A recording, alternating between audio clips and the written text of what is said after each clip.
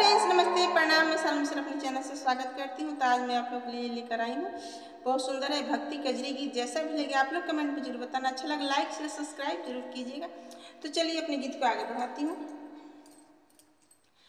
कि हरे रमरी मिझी बरसेला पानी कि चुवे तोर पालानी भोला।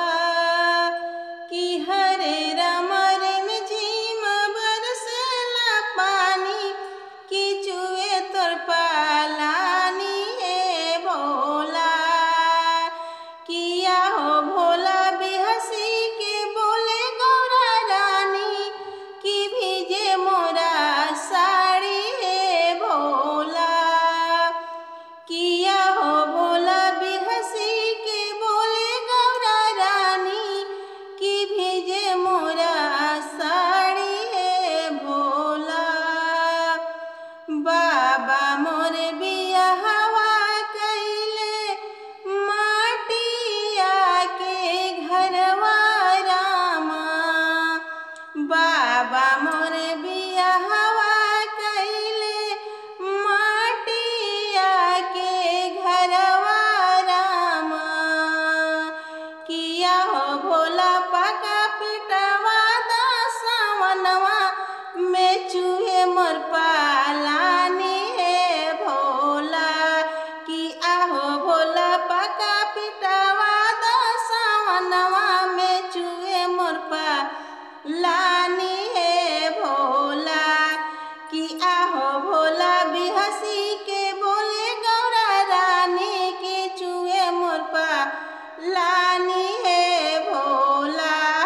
किया हो भोला बिहसी के बोले गौरा रानी की भीजे चूहे मोर पालानी है भोला।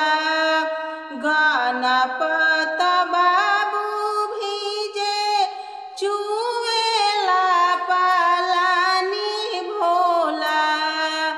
गणपत बाबू भीजे चूहेला पालानी भोला। आ किया हो भोला भीजेली तोहर गौरा रानी के चूहेला पालानी है भोला। किया हो भोला भीजेली तोहर गौरा रानी की चूहेला पालानी है भोला। हमरो कहला का जब नाही मनबा भोला। हमारो कहला का जब नाही मनबा भोला। किया हो भोला गणपत के किया हो भोला गणपत के लेके जाए नहीं